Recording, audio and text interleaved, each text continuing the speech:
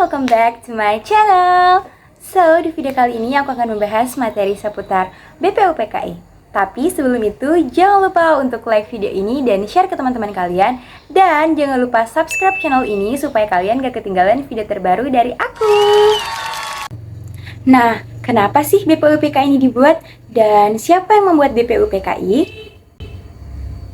Alasan Jepang membentuk BPUPKI adalah karena posisinya pada akhir 1944 semakin terdesak dalam Perang Asia Pasifik.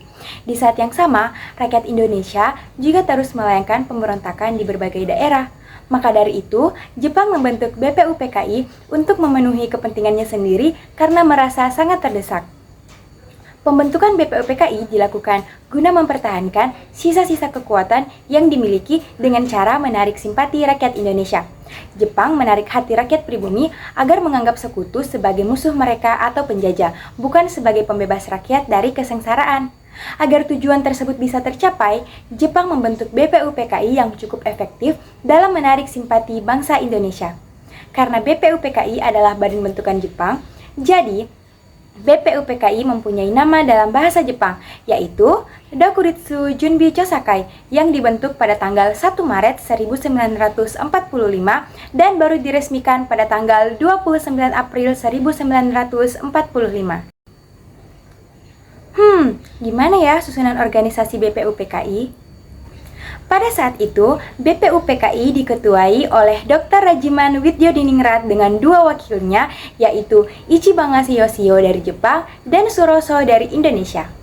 BPUPKI memiliki 67 orang anggota, dengan 60 diantaranya adalah orang Indonesia dan 7 lainnya lagi merupakan orang Jepang yang bertugas sebagai pengawas. Apa saja sih isi sidang BPUPKI? BPUPKI melakukan 2 kali sidang. Sidang pertama dilakukan pada tanggal 29 Mei sampai dengan tanggal 1 Juni 1945. Tujuan sidang pertama ini adalah untuk merumuskan dasar negara.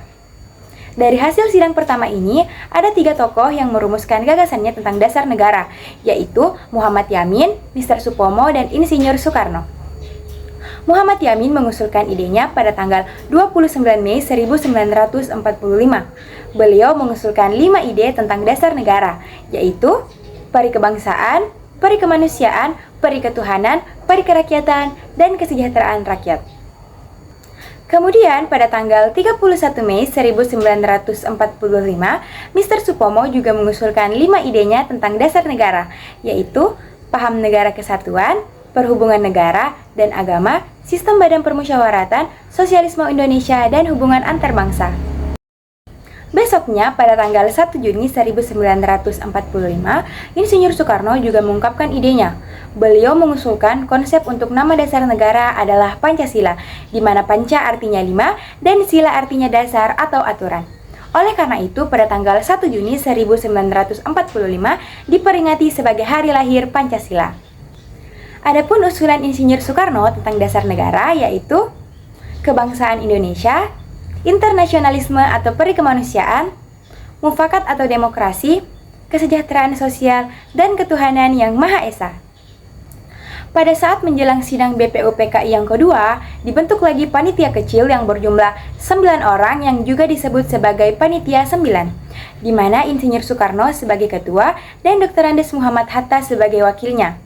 Anggota-anggotanya yaitu ada Mr. A.A. Maramis, Abdul Kahar Muzakir, Abi Kusno Cukro Sujoso, Haji Agus Salim, Mr. Ahmad Subarjo, Mr. Muhammad Yamin, dan Kiai Haji Wasid Hashim.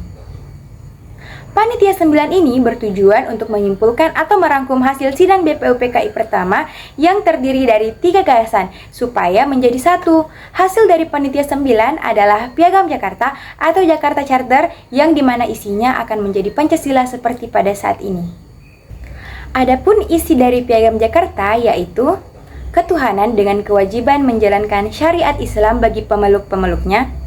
Tetapi karena ada banyak yang tidak setuju, khususnya Indonesia bagian timur yang dimana mayoritas non-muslim, maka digantilah menjadi ketuhanan yang Maha Esa. Kemanusiaan yang adil dan beradab, persatuan Indonesia, kerakyatan yang dipimpin oleh hikmat kebijaksanaan dalam permusyawaratan perwakilan, dan keadilan sosial bagi seluruh rakyat Indonesia. Sidang kedua BPUPKI dilakukan pada tanggal 10 Juli sampai dengan 17 Juli 1945. Tujuan sidang kedua BPUPKI adalah untuk menentukan bentuk negara. Akhirnya disebutlah bahwa negara Indonesia adalah negara kesatuan yang berbentuk republik.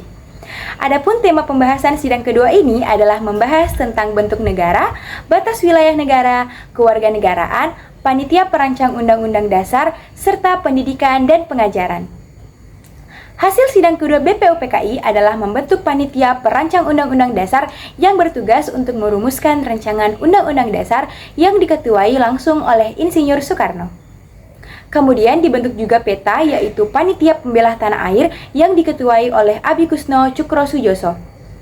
Nah, di sini dibentuk juga Panitia tentang Ekonomi dan Keuangan Negara yang diketuai oleh Dr. Andes Muhammad Hatta.